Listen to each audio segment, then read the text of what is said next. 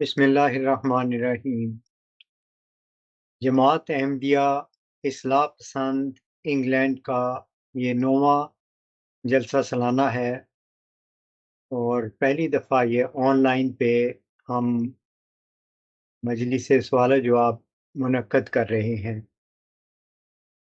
اس میں ہم چند بنیادی باتوں کو ڈسکس کریں گے جو انسان کے لیے جو ہدایت کا متلاشی ہو اس کے لیے یہ باتیں بڑی اہم ہوں گی، اور اللہ کرے کہ یہ باتیں اور جن موضوعات پر یہاں ڈسکشن ہوگی وہ لوگوں کے لیے رہنمائی کا باعث ہوں انشاءاللہ۔ سب سے پہلے میں مختصراً یہ کہنا چاہتا ہوں کہ یہ انسان کی فطرت میں ہے کہ وہ جاننا چاہتا ہے، اور یہ فطرتی سوال ہے کہ انسان یہ سوچے کہ میں کون ہوں، میں کہاں سے آیا ہوں، میرا انجام کیا ہے۔ اور اسی طرح بڑے پیمانے پر یہی سوال اس کے ذہن میں رہتا ہے کہ ہم جس دنیا میں رہتے ہیں، جس کائنات میں رہتے ہیں، یہ کائنات، اس کا آغاز، اس کا انجام کیا ہے۔ اس چیز کو جاننے کے لیے انسان نے علمی ترقی کی ہے، فلاسفرز، سائنسدان ان سوالات کے مختلف رنگ میں جوابات دیتے آتے ہیں۔ جہاں تک ان افراد کی کوششوں کا نتیجہ ہے وہ بھی ہمارے سامنے ہے، مگر اس کے ساتھ ساتھ ایک سلسلہ ایسا ہے جو ایک خالق کا تصور دیتا ہے اور ہمیں یہ کہتا ہے کہ وہی خالق ہے جس نے تمام کائنات کو پیدا کیا، ہمیں بھی پیدا کیا، اور وہ سوالات جو ہمارے ذہن میں ابھرتے ہیں ان کے جوابات یہ سلسلہ دینے کی کوشش کرتا ہے، جو ایک روحانی سلسلہ ہے، یعنی ایک علم کا ایسا ذریعہ ہے جس میں یہ کہا جاتا ہے کہ خدا تعالی یا خالق کائنات اپنی طرف سے میسیجز بھیجتا ہے انسان کو، اور وہ انسان ان میسیجز کی روشنی میں لوگوں کے لیے رہنمائی کا باعث بنتا ہے۔ یہ سلسلہ حضرت آدم سے چلا آ رہا ہے اور قیامت تک چلتا رہے گا۔ اس میں جو مشکل پیش آتی ہے وہ یہ ہے کہ ایک انسان یہ کس طرح جان لے کہ ایک شخص جو ہمارے سامنے ہمارے درمیان موجود ہوتا ہے ایک دن کھڑا ہو کر کہہ دیتا ہے کہ مجھے خدا تعالیٰ نے وحی و الہام سے ہدایت دینے کے لیے مامور کیا ہے، تو اس شخص یعنی جو سننے والا شخص ہے اس کے پاس وہ کون سے ایسے ذرائع ہیں جس کی وجہ سے وہ اس مقام پر پہنچ جائے کہ یہ دعویٰ کرنے والا شخص سچی اور حق بات کہہ رہا ہے۔ تو یہ ایک بنیادی اصولی سوال ہے، اور اس کے لیے میں سب سے پہلے اپنے ایک بھائی خان صاحب کو دعوت دوں گا کہ وہ اس معاملے میں مختصر روشنی ڈالیں۔ جی محترم، جس طرح آپ نے فرمایا تو ہمارے پاس تو اصل ذریعہ جو ہے وہ تو قرآن پاک ہی ہے، اور ہمیں جو ذرائع جو نبی کے پہچان کے لیے جو ذرائع ہمیں ملتے ہیں تو وہ قرآن پاک ہی سے ملتے ہیں۔ تو اگر ہم قرآن پاک اٹھا دیں اور ساتھ ہی میں اللہ رب العزت کا یہ آیت ہمیں ملتی ہے کہ ہدل للمتقین، یعنی مطلب یہ ہے کہ ہدایت اور روشنی، راستہ ان لوگوں کو ملے گا جو متقین ہوں۔ تو اصل ذریعہ جو ہے وہ ہمارے پاس تقوی ہی ہے، تقوی کے بغیر یہ حصول ناممکن ہے۔ اور متقین کے لیے خاص ہی یہ ہے کہ یؤمنون بالغیب، کہ مومن وہ ہیں جو غیب پر ایمان لاتے ہیں۔ اب سوچنا یہ ہے کہ غیب سے کیا مراد ہے؟ مطلب یہ ہے کہ اللہ پاک کو ہم حاضر ناظر جان لیں، یعنی اللہ کے وجود کو مانیں، اس کی باتوں کو مانیں، اس کی عبادت کریں۔ اللہ کے سوا دوسرے لوگ، اگر اکابرین، اسلاف وغیرہ وغیرہ، اگر اللہ کے حکم کے سامنے آتے ہیں تو اس کو سائڈ کر کے صرف اللہ کی بات کو ماننا، یہ اصل مدعا ہے تقویٰ کی۔ پھر دوسرا ذریعہ ہمارے پاس قرآن پاک ہی سے یہ ہے کہ ایک مشہور آیت ہے، جی آیت ہے میثاق النبیین، آیات میثاق النبیین میں یہ بات ذکر ہے کہ جب اللہ کی طرف سے کوئی نبی یا رسول آ جائے تو جو تمہارے پاس پہلے سے جو ہدایت موجود ہے وہ ہدایت اس کے آنے والے کی تصدیق کرے گی اور آپ اس پر ایمان لے آئیں۔ تو ہمارے پاس دوسرا ذریعہ جو ہے میری نظر میں جو ہماری گائیڈنس کرتی ہے وہ آیات میثاق النبیین ہے۔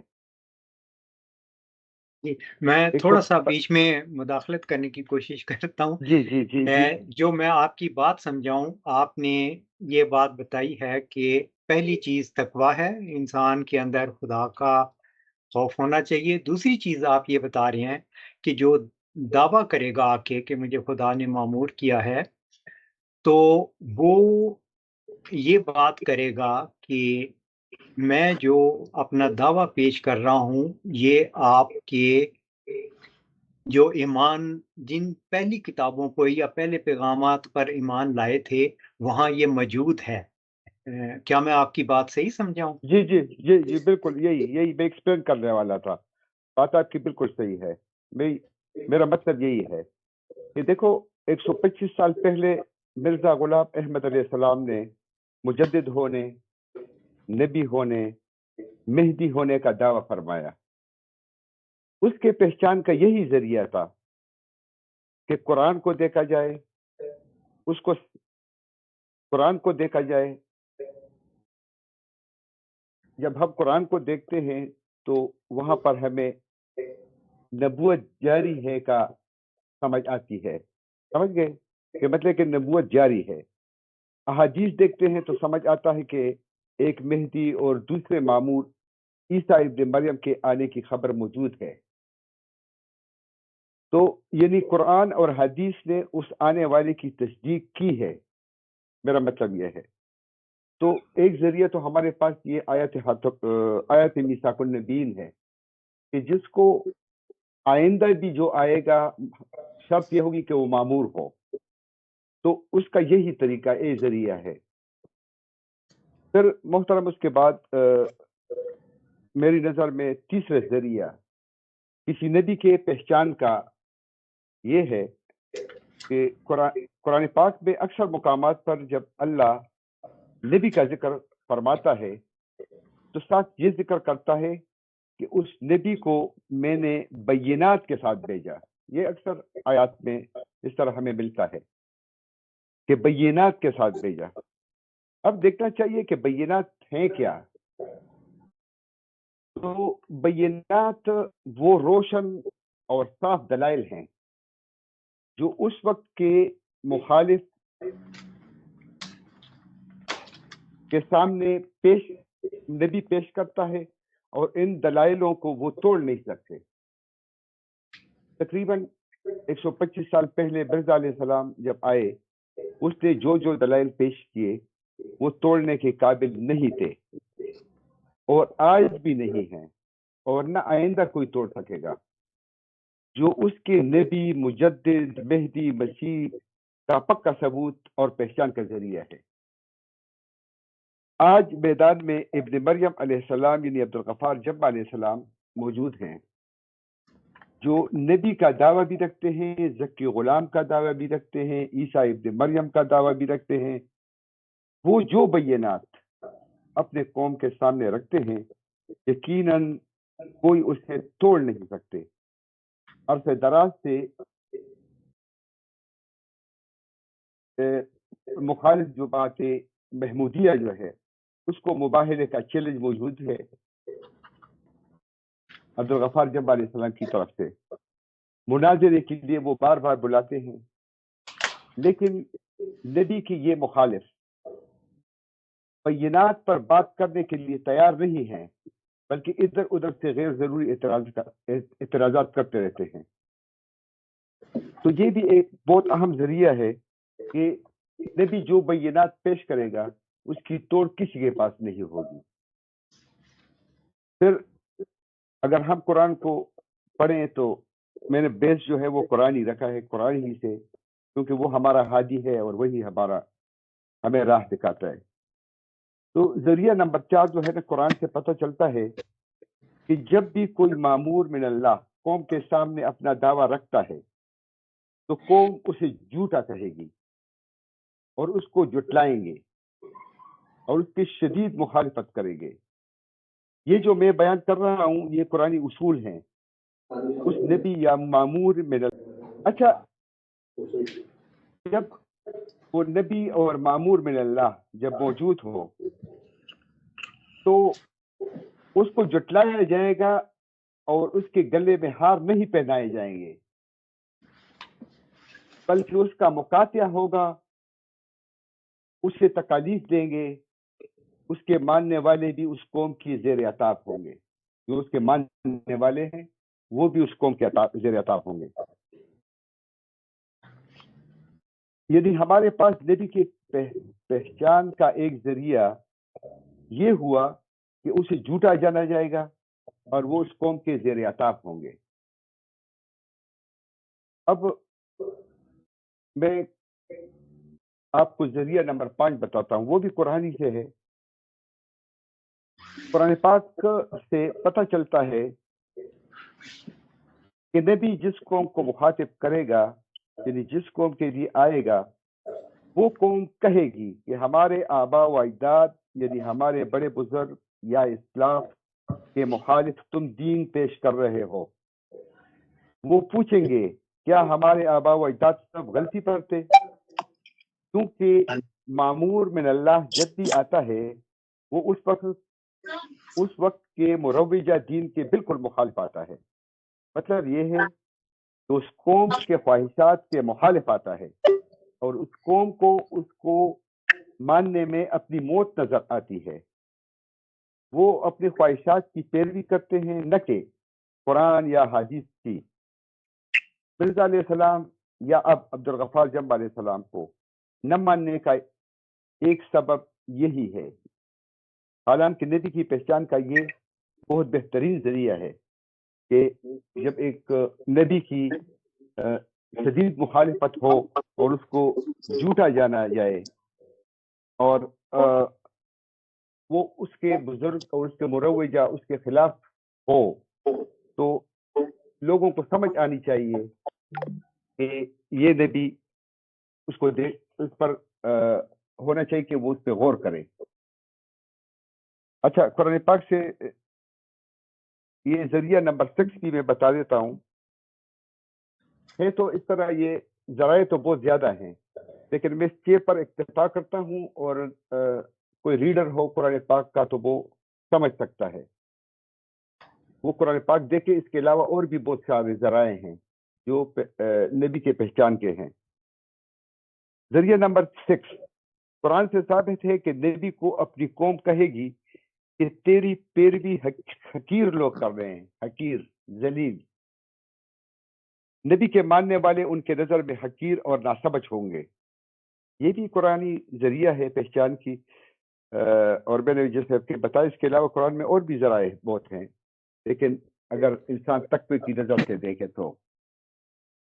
بہت جزاک اللہ. شکریہ، بہت شکریہ آپ کا. آپ نے بڑے اعلیٰ رنگ میں وہ ساری چیزیں بتا دی جو کہ کسی مامور کے پہچاننے کے لیے ضروری ہوتی ہیں. میں اپنے ناظرین و سامعین کے لیے مختصر طور پر بتا دیتا ہوں کہ ہمارے بھائی نے کیا بات کی ہے، کیونکہ مجھے ایسا لگتا ہے جیسے آواز کوئی اتنی زیادہ صاف نہیں تھی. اللہ کرے کہ ریکارڈنگ میں صاف ہو.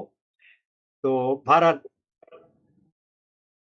میرے بھائی نے یہ کہا ہے کہ سب 6 چیزیں انہوں نے بتائی ہیں. پہلی چیز انہوں نے کہا کہ انسان کے اندر تقویٰ ہونا چاہیے، خدا کا ڈر ہونا چاہیے، تو وہ پھر سچائی کو پہچان لیتا ہے. دوسرا انہوں نے کہا کہ ایسا شخص جو دعویٰ کرتا ہے وہ اپنے دعوے کی دلیل ان لوگوں کو کے سامنے رکھتا ہے کہ تم خود ان چیزوں پر ایمان رکھتے ہو کہ ایک آنے والا آئے گا. تو یہ بڑی مضبوط دلیل ہوتی ہے. تیسری چیز انہوں نے یہ کہی کہ وہ بینات کے ساتھ آتا ہے، یعنی ایسے روشن دلائل سے آتا ہے کہ وہ غالب رہتا ہے اور دلائل کے میدان میں وہ کبھی شکست نہیں کھاتا. چوتھی چیز انہوں نے کہی کہ اس کی مخالفت ہوتی ہے اور اس کو جھوٹا قرار دیا جاتا ہے، اس کا مقاطعہ کیا جاتا ہے اور ہر قسم کی تکلیف یا اس کی راہ میں رکاوٹ پیدا کرنے کی کوشش کی جاتی ہے. پانچویں انہوں نے یہ بات کی کہ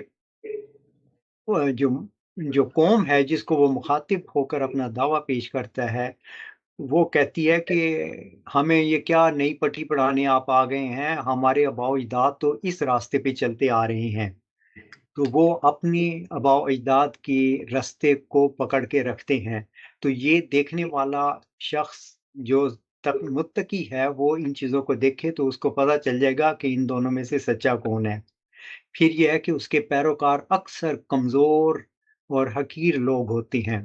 تو یہ 6 چیزیں جو انہوں نے بتائی ہیں میں ان کا شکریہ ادا کرتا ہوں. یہ ساری وہ چیزیں ہیں جو قرآن میں موجود ہیں اور ہر ایک قرآن کو پڑھنے والا وہاں سے یہ چیزیں دیکھ سکتا ہے. میں پھر سے محترم اپنے بھائی کا بہت شکریہ ادا کرتا ہوں.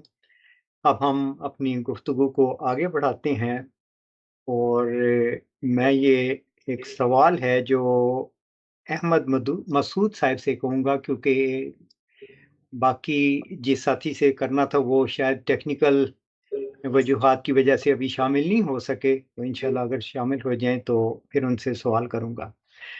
احمد مسعود صاحب آپ سے سوال یہ ہے کہ حضرت مسیح موعود علیہ السلام فرماتے ہیں الوصیت میں، یہ دوسری قدرت تمہیں نہیں دکھائی جائے گی جب تک کہ میں نہ جاؤں، مگر جب میں جاؤں گا تو پھر خدا دوسری قدرت تمہیں دکھائے گا. اس کے بارے میں آپ کیا نظریہ رکھتے ہیں کہ یہ کیا میسج ہے اور اس کی حقیقت کیا ہے؟ کیونکہ جماعت اس کو خلافت کی طرف لے جاتی ہے، جبکہ جماعت اصلاح پسند اس کو ہر صدی پر ظاہر ہونے والے مجدد کی طرف لے جاتی ہے. تو آپ اس بارے میں روشنی ڈالیے گا. جی قدیر بھائی السلام علیکم. وعلیکم اس میں السلام ورحمۃ اللہ. ہاں جی، اس میں یہ ہے کہ دوسری قدرت جو ہے وہ ایک مسلسل حق اور صداقت کا جو ایوولوشن ہے وہ ہے اور اس کا آنا لازم ہے. اور یہ علم اور عرفان جو ہے اس کے ذریعے ہی دوسری قدرت کا اظہار ہوگا. اور اسلام جو ہے ہمارا دین وہ بہت ڈائنامک ہوتا ہے، سارا کا سارا دین جو ہے، اور اس میں آپ یہ دیکھیں کہ ہمارے نمازوں کے اوقات بھی تبدیل ہوتے رہتے ہیں، اور اسلام کی جو خزاں، بہار، سردی، گرمی کا جو موسم ہے وہ ہمارے جو روحانی موسم ہیں وہ اپنے اپنے وقت کے اوپر آتے ہیں، اور پھر وہ اسلام کی جو ترقی ہے وہ بڑھتی جاتی ہے، اور شعور کی جو منزل ہے وہ بھی بڑھتی جاتی ہے۔ تو حضرت امام مہدی علیہ السلام کی جو بات ہے اس کے اندر کسی کو وہ بڑی میتھمیٹیکلی کریکٹ ہے کہ دوسری قدرت کا جو اظہار ہے وہ ہوگا، اور اس کے اندر کوئی ابہام نہیں ہے، کوئی ایسی چیز نہیں ہے۔ باقی جو اپرچونسٹ ہوتے ہیں، جو موقع پرست ہوتے ہیں لوگ، وہ یا وہ جن کا انٹرسٹ ہوتا ہے، ویسٹڈ انٹرسٹ ہوتا ہے، تو یقیناً انہوں نے یہی کیا کہ انہوں نے ایک سنتھیٹک اور آرٹیفیشل خلافت جو ہے ان کی مجبوری تھی، اور انہوں نے جناب وہ خلافت بنائی، پھر اس کے اوپر ان کی جو اصل طاقت ہے یقیناً وہ ان کا پیسہ ہے، انہوں نے پھر اس کو آرٹیفیشل خلافت کو امپلیمنٹ کیا، اور وہ جو روحانی زندگی تھی احمدیت کی، امام مہدی علیہ السلام کی جو تعلیمات تھی وہ پیچھے چلی گئی، وہ لپتی چلی گئی، اور اب تو جو حال ہے وہ تو جو مسروریت نے جو حال کیا ہے وہ ہم سب کے سامنے ہے۔ تو یقیناً علم اور عرفان جو ہوتا ہے وہی تازہ رکھتا ہے، یہی وہ پانی ہے جس کے ہم پیاسے ہوتے ہیں ہر وقت، تاکہ بہت فریجائل ہے، انسان کا جو مزاج ہے وہ بڑا کمزور ہوتا ہے، اور اس میں مسلسل ٹھوکر لگنے کا جو ہے نا خطرہ ہوتا ہے۔ تو یہ امام مہدی علیہ السلام کے جو پیغام ہے اس میں کئی چیزیں ایسی ہوتی ہیں۔ ایک میں اکثر مثال دیتا ہوں، قانون کی ایک مثال ہے۔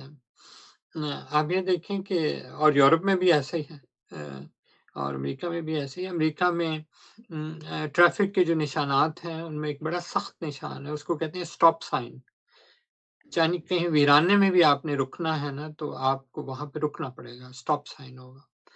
تو وہ بڑی سختی سے جو ٹریفک کے قوانین ہیں ان کو امپلیمنٹ کیا جاتا ہے، اور امام مہدی علیہ السلام کے بعض جملے ایسے ہیں جو کہ بالکل جس میں کوئی ابہام نہیں ہے، اور وہ بالکل ویسے ہی امپلیمنٹ کیے جائیں تو ٹھوکر لگنے کا چانس جو ہے نا وہ کم سے کم ہوگا، منیمم ہوگا۔ لیکن جس طرح ہمارے جو تقویٰ کی باریکی ہے اس کے اوپر جب قومیں چلتی ہیں تو وہ پھر انہی قوانین کو نا لازم رکھتی ہیں اپنے اوپر، اور ان قوانین کا جو احترام کرتی ہیں۔ تو یہ ہے، یہ ایک مختصر جواب ہے۔ ہاں جی جی، میں اس ضمن میں ایک تھوڑے سے بات کو مزید بڑھاؤں گا آپ کے ساتھ، وہ یہ ہے کہ ہم حضرت عیسیٰ علیہ السلام کو دیکھتے ہیں تو وہاں پر بھی انہوں نے اپنی قوم کو مخاطب کر کے فرمایا تھا، میں جاتا ہوں، یعنی میں جیسے حضرت مسیح علیہ السلام نے کہا کہ میں دنیا سے جانے والا ہوں، میری وفات کا وقت قریب ہے، ایگزیکٹلی اسی طرح حضرت عیسیٰ علیہ السلام نے فرمایا تھا، میں جاتا ہوں مگر میں خدا سے دعا کروں گا کہ وہ دوسرا مددگار تمہارے لیے بھیج دے جو ابد تک تمہارے ساتھ رہے گا۔ تو وہاں پر ہم دیکھتے ہیں کہ اس سلسلے میں تو کوئی دوسرا مددگار اس طرح کی خلافتی سلسلہ کا قائم نہیں ہوا۔ تو آپ کیا یہ سمجھتے ہیں کہ یہ دونوں سلسلے ایک جیسے ہیں، اور حضرت مسیح علیہ السلام نے بھی بیسیکلی وہی میسیج دیا تھا جو حضرت عیسیٰ نے دیا تھا؟ ہاں جی، دیکھیں اس کے اندر میں آپ کو یہ بات بتاؤں کہ جو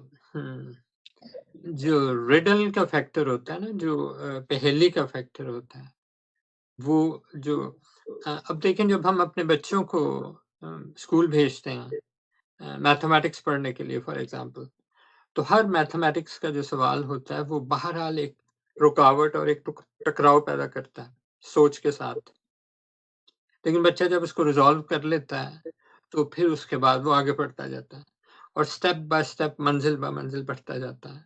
تو جو روحانی زندگی ہوتی ہے اس کے اندر بھی جو اس کا پہیلی کہیں گے یا اس کا پیراڈاکس کہیں گے، وہ اس سے آزاد نہیں ہوتے، وہ اس کے ساتھ ہی آتا ہے۔ اب مثلاً for example virtue is knowledge سقراط نے کہا، اور ورچو از گاڈ حضرت جمبا علیہ السلام نے کہا، ٹھیک ہے۔ اب یہ پیراڈاکس جو ہے 2500 سال پرانا ہے لیکن یہ ریزالو ہوا، تو حضرت عیسیٰ کی علیہ السلام کی جو اسٹیٹمنٹ ہے اس کے اندر بھی اگر آپ اس کو ریزالو کریں تو وہ بھی امام مہدی علیہ السلام کی تعلیمات کی روشنی میں وہ بھی ریزالو ہو جاتی ہے۔ ہاں جی، بہت شکریہ مسعود بھائی، انشاءاللہ میں دوبارہ آپ کی طرف آؤں گا۔ میں اس وقت منصور صاحب سے ایک سوال پوچھنا چاہوں گا، اور منصور صاحب امید ہے آپ موجود ہوں گے اور میری آواز سن رہے ہوں گے۔ میرا آپ سے سوال یہ ہے کہ حضرت مسیح موعود علیہ السلام نے یہ جو ابھی مسعود صاحب سے بات ہو رہی تھی، قدرت ثانیہ کا ذکر کرتے ہوئے فرمایا تھا کہ یہ اس وقت ظاہر ہوگی جب وہ خود دنیا میں موجود نہیں رہیں گے، یعنی ان کی وفات کے بعد یہ ظاہر ہوگی۔ تو اگر یہ قدرت ثانیہ خلافت ظاہری ہے تو پھر حضرت مسیح موعود علیہ السلام نے اس کا تعلق حضرت ابو بکر کی صدیق رضی اللہ تعالیٰ عنہ کی مثال سے کیوں جوڑا اور اسے براہ راست خدا کی طرف سے قدرت کے طور پر کیوں نہ بیان کیا؟ جزاک اللہ خیر، میں عرض کرتا ہوں۔ اچھا، آپ کا سوال قدرت ثانیہ، حضرت مسیح موعود علیہ السلام نے فرمایا تھا کہ قدرت ثانیہ جو ہے وہ دوسری قدرت وہ آپ کے بعد یعنی آپ کے وفات کے بعد ظاہر ہوگی۔ تو تھوڑا سا میں اس سلسلے میں عرض کر دوں کہ حضرت مسیح موعود علیہ السلام نے الوصیت میں دو طرح کی قدرتوں کا ذکر فرمایا ہے۔ آپ نے فرمایا کہ اول تو وہ خود نبیوں کے ہاتھ سے اپنی قدرت کا ہاتھ دکھاتا ہے، اور اس کے بعد پھر ان کی وفات کے بعد پھر دوسری قدرت ظاہر کرتا ہے۔ ان کی وفات پر جو اطلاع پیدا ہو جاتا ہے، جو مومنین کی جماعت کمزور پڑ جاتی ہے، ایک اطلاع کا رنگ آ جاتا ہے، تو ان حالات کو سنبھالنے کے لیے اللہ تعالیٰ پھر دوسری قدرت ظاہر فرماتا ہے۔ بالکل اسی طرح حضور صلی اللہ علیہ وسلم کے بعد ہوا تھا کہ جب حضور صلی اللہ علیہ وسلم کی وفات ہوئی تو ایک بہت بڑا اطلاع پیدا ہو گیا، اور مومنین کی جماعت پر ایک قسم کا ایک زلزلہ طاری تھا۔ کئی اصحاب تھے جو وہ مرتد ہو گئے، اور ایک بہت بڑا اطلاع تھا، اور دوسری طرف سے جھوٹی نبوت کے دعوے بھی ہوئے، اور اس طرح سے گویا ایسی حالت آ گئی گویا کہ جماعت ختم ہو جائے گی۔ تو اس وقت اللہ تعالیٰ نے پھر دوسری قدرت کا حضرت ابوبکر صدیق رضی اللہ تعالیٰ عنہ کو ظاہر فرمایا۔ اب سوال یہ ہے کہ قدرت ثانیہ سے مراد کیا ہے؟ قدرت ثانیہ دراصل اس کی بنیاد قرآن مجید میں سورۃ آیت استخلاف کی ہے۔ اللہ تعالیٰ قرآن کریم میں فرماتا ہے کہ وعد اللہ الذین آمنوا منکم وعملوا الصالحات لیستخلفنہم کما استخلف الذین من قبلہم ولا یمکنن لہم دینہم الذی ارتضی لہم ویبدلنہم من بعد خوفہم امنا یعبدونی لا یشرکون بشیء من کفر بعد ذلک فاولئک هم الفاسقون۔ اور اللہ نے تم میں سے ایمان لانے والوں اور مناسب حال عمل کرنے والوں سے وعدہ کیا ہے کہ وہ ان کو زمین میں خلیفہ بنا دے گا جس طرح ان سے پہلے لوگوں کو خلیفہ بنایا تھا۔ تو یہاں پہ حضرت امام مہدی و مسیح السلام فرماتے ہیں کہ اس آیت میں جس خلافت کا ذکر ہے،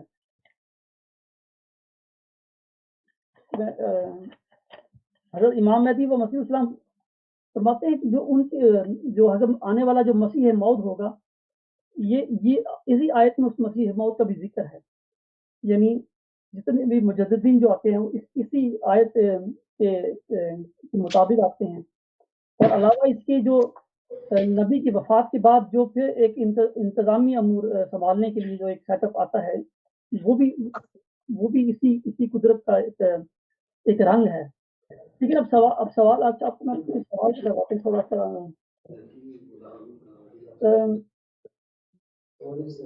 قدرت ثانیہ کے دو روپ ہوتے ہیں، ایک تو انتخابی روپ ہوتا ہے اور ایک الہامی روپ ہے.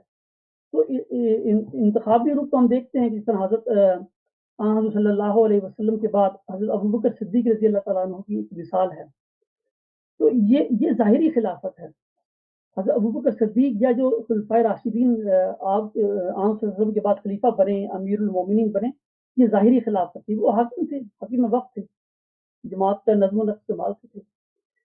تو اب سوال یہ ہے کہ یہ ظاہری قدرت ثانیہ صرف ظاہری خلافت نہیں ہے، بلکہ قدرت ثانیہ میں روحانی خلافت، اول طور پر تو روحانی خلافت ہی ہوتی ہے، لیکن اس میں ضمنی طور پر ظاہری خلافت بھی شامل ہے، اور ظاہری خلافت کی مثال خلفائے راشدین ہیں.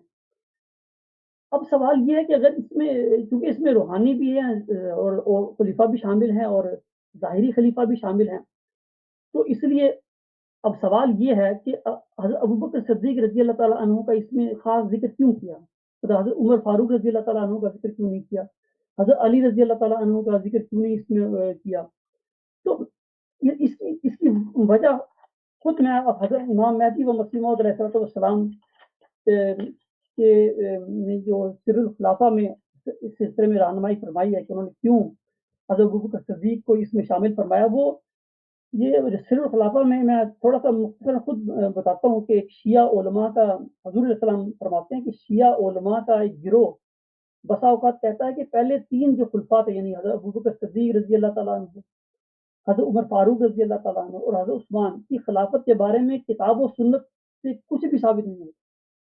یعنی کتاب و سنت میں یہ 3 خلافتیں ہیں ہی کوئی نہیں. یہ شیعہ علماء کا ایک گروہ ہے جو کہتا ہے. اور اس کے برخلاف وہ کیا کہتے ہیں کہ بلکہ حضرت علی مرتضیٰ رضی اللہ تعالیٰ عنہ جو کہ متقیوں کے شیر ہیں، کی خلافت مختلف وجوہات اور روشن دلائل سے ثابت ہے. کون سے روشن دلائل؟ قرآن و سنت، یہ ان کا کہنا ہے. تو حضور اسلام فرماتے ہیں، پھر آگے میں اس کا جواب دیتے ہیں. وہ فرماتے ہیں اس کا جواب یہ ہے کہ یہ بات تدبر کرنے والے زیرک انسانوں اور اللہ تعالیٰ کے متقی بندوں پر مخفی نہیں کہ سیدنا حضرت علی رضی اللہ تعالیٰ عنہ کی خلافت کے دعویٰ کا کوئی ثبوت نہیں جو کہ صداقت کی روشنی رکھتا ہو. یعنی کوئی ثبوت نہیں ہے کہ علی رضی اللہ تعالیٰ عنہ نے کوئی دعویٰ کیا ہو کہ میں خلیفہ ہوں یا میں آیت استخلاف کے مطابق آیا ہوں. کوئی ایسا نہیں. یہ میں نہیں کہہ رہا، بلکہ حضرت امام مہدی و مسیح السلام سیر الخلافہ میں فرما رہے ہیں. اچھا، پھر آگے فرماتے ہیں بلکہ یہ محض لاف و گزاف اور جھوٹا خیال ہے. اس کی کوئی شہادت ہمارے رب اعلیٰ کی کتاب یعنی قرآن مجید میں نہیں ملتی، اور نہ ہی شیعہ حضرات کے پاس ذرا بھر بھی اس دعویٰ کے متعلق کوئی ثبوت ہے. اور اس میں کوئی شک نہیں کہ ان کی یعنی علی کی خلافت ثبوت سے آ رہی ہے اور نو مولود بچے کی طرح بے لباس ہے.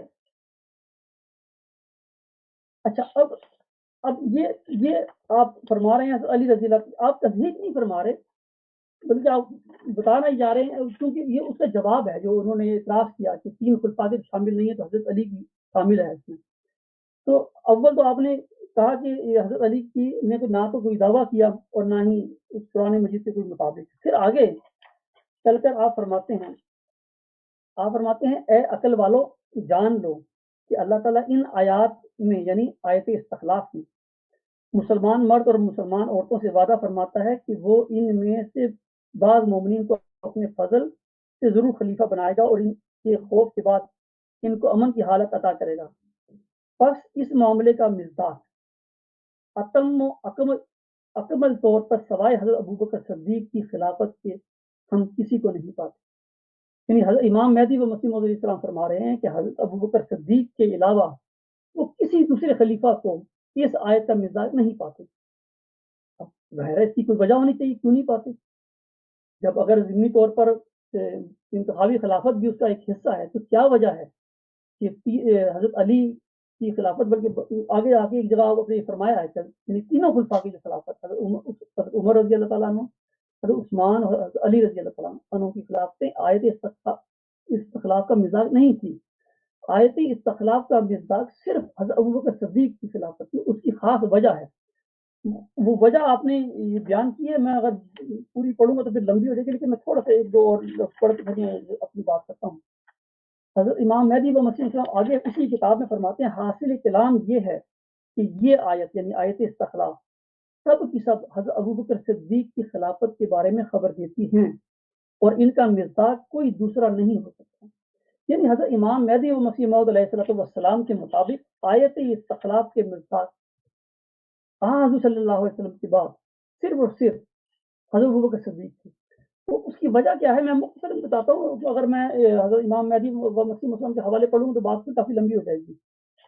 جب ہم آیت استخلاف کو دیکھتے ہیں، بلکہ یہ حضور اسلام فرماتے ہیں یہاں، یہ حوالہ ہے الوصیت کا، آپ فرماتے ہیں غرض دو قسم کی قدرت ظاہر کرتا ہے، اول خود نبیوں کے ہاتھ سے اپنی قدرت کا ہاتھ دکھاتا ہے، دوسرے ایسے وقت میں جب نبی کی وفات کے بعد مشکلات کا سامنا پیدا ہو جاتا ہے اور دشمن زور میں آ جاتے ہیں اور خیال کرتے ہیں کہ اب کام بگڑ گیا، اور یقین کر لیتے ہیں کہ اب یہ جماعت نابود ہو جائے گی، اور خود جماعت کے لوگ بھی تردد میں پڑ جاتے ہیں اور ان کی کمریں ٹوٹ جاتی ہیں اور کئی بدقسمت مرتد ہونے کی راہیں اختیار کرتے ہیں۔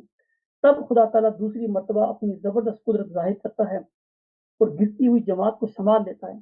بس وہ جو اخیر تک صبر کرتا ہے خدا تعالیٰ کے اس معجزہ کو دیکھتا ہے، جیسا کہ حضرت ابوبکر صدیق رضی اللہ تعالیٰ عنہ کے وقت میں ہوا، جب کہ حضرت صلی اللہ علیہ وسلم کی موت ایک بے وقت موت سمجھی تھی اور بہت سے بادیہ نشین نادان مرتد ہو گئے اور صحابہ بھی غم کے مارے دیوانہ کی طرح ہو گئے، تب خدا تعالیٰ نے حضرت ابوبکر صدیق رضی اللہ تعالیٰ عنہ کو کھڑا کر کے دوبارہ اپنی قدرت کا نمونہ دکھایا اور اسلام کو نابود ہوتے تھام لیا اور اس وعدہ کو پورا فرمایا تھا، وَلَا يُمَكِّنَنَّ لَهُمْ دِينَهُمُ الَّذِي ارْتَضَىٰ لَهُمْ وَلَا يُبَدِّلَنَّهُم مِّن بَعْدِ خَوْفِهِمْ، یعنی خوف کے بعد پھر ہم ان کے پیر جما دیں گے۔ تو صرف اور صرف جو حضرت ابوبکر صدیق رضی اللہ تعالیٰ عنہ کی خلافت تھی، یہ صفت صرف آپ کی خلافت میں تھی کہ آپ نے اسلام کو ایک زلزلے کی حالت میں پایا اور آپ نے اس جماعت کو تھاما اور اس کو مضبوط قدموں پہ قائم رکھ دیا، جبکہ باقی جو 3 خلافتیں تھیں ان میں یہ نہیں ہوا، بلکہ حالات مسلسل بگڑتے چلے گئے اور معاملہ یہاں تک پہنچ گیا 30 سال کے اندر اندر کہ پھر وہ خلافت ملوکیت میں بدل گئی۔ تو یہ وجہ ہے کہ حضرت مسیح موعود علیہ السلام نے ابوبکر صدیق رضی اللہ تعالیٰ عنہ کی خلافت کو آیت استخلاف کا مزاج قرار دیا ہے۔ پھر دوسرا حصہ آپ اس سوال کا یہ ہے کہ اسے براہ راست خدا کی طرف سے ایک نئی قدرت کے طور پر کیوں بیان کیا گیا؟ قدرت ثانیہ کو ایک نئی قدرت کے طور پر نہیں بیان کیا، بلکہ قدرت ثانیہ آپ نے بتایا کہ یہ قدیم سے اللہ تعالیٰ کی سنت ہے کہ وہ ہمیشہ دو قدرتیں ہی دکھاتا ہے، ایک تو نبی کو بھیج کر ضلالت و گمراہی کو دور کرتا ہے اور اس کی بعد اس کی وفات پر ایک دوسری قدرت کا رنگ ظاہر کرتا ہے، اپنے کسی بندے کو، مومن کو بذریعہ انتخاب وہ ہوتا ہے، وہ چن لیتا ہے۔ لیکن اس کے بعد کیونکہ اس قدرت ثانیہ کے اصل جو مزاج ہے وہ روحانی خلفاء ہیں، جن کے متعلق حضور صلی اللہ علیہ وسلم نے یہ فرمایا ہے کہ اللہ تعالیٰ ہر صدی کے سر پر ایک مجدد کو مبعوث فرماتا ہے۔ تو اصل میں یہ روحانی خلافت جو قیامت تک، جو آپ نے فرمایا کہ وہ کا سلسلہ دائمی ہے اور قیامت تک منقطع نہیں ہوگا، یہ روحانی سلسلہ ہے جو مجددین کی صورت میں جاری ہے اور آج تک جاری ہے اور انشاءاللہ قیامت تک جاری رہے گا۔ جزاک اللہ خیر۔ بہت شکریہ منصور صاحب۔ میں اگلا سوال اکبر خان صاحب سے کروں گا، امید ہے وہ مجھے سن رہے ہوں گے کیونکہ میں اسکرین پر دیکھ رہا ہوں کہ ان کا مائک آف ہے۔ اکبر صاحب، میرا آپ سے سوال یہ ہے کہ یہی بات جو منصور صاحب نے بیان کی ہے، اسی کو تھوڑا سا آگے بڑھاتا ہوں کہ حضرت مسیح موعود علیہ السلام نے جو قدرت ثانیہ کی تشریح کی، اس کو جماعت نے خلافت تک محدود کر لیا، جبکہ مرزا صاحب علیہ السلام کی تحریر سے یہ پتہ چلتا ہے کہ یہ ایک زندہ قدرت ہے، یعنی ہمیشہ سے جاری سنت ہے۔ تو آپ اس بارے میں کیا اظہار خیال کرنا چاہیں گے؟ کیا یہ ایک خلافت تک یہ چیز محدود ہے یا اس کا مصداق کوئی اور چیز ہے جیسا کہ خود حضرت مسیح موعود علیہ السلام نے لکھا ہے کہ دوسری قدرت آسمان سے نازل ہوگی۔ تو آپ اپنا اس پر اظہار خیال فرمائیں۔ اعوذ باللہ من الشیطان الرجیم، بسم اللہ الرحمن الرحیم۔ سب سے پہلی بات یہ ہے کہ خان صاحب نے بات کی کہ قرآن پاک کا تدبر سے پڑھنا اور اس کو سمجھنا، اس کے بعد ساتھ ساتھ جو مامور من اللہ ہوتے ہیں ان کو پڑھنا دیکھنا، پھر ساتھ انسان کو سمجھ آتی ہے کہ کیا بات کیا ہو رہی ہے، کیا نبی سے کوئی اجتہادی غلطی سرزد ہوتی ہے یا نہیں ہوتی۔ اب میں نے جو نوٹ کیا ہے کہ مسلم امہ میں وہ کہتے ہیں کہ رسول پاک صلی اللہ علیہ وسلم سے تو غلطی ہو ہی نہیں سکتی کوئی، حالانکہ اللہ تعالیٰ قرآن میں کہہ رہا ہے کہ نبی سے غلطی ہوتی ہے، اجتہادی غلطی ہوتی ہے، اور شیطان اس میں وسوسہ شامل کر دیتا ہے، اور پھر جن کے دلوں میں کجی ہوتی ہے وہ پھر اس امتحان میں ناکام ہو جاتے ہیں، اور جو لوگ نیک لوگ ہوتے ہیں وہ بات کو سمجھ جاتے ہیں اور وہ ایمان لے آتے ہیں۔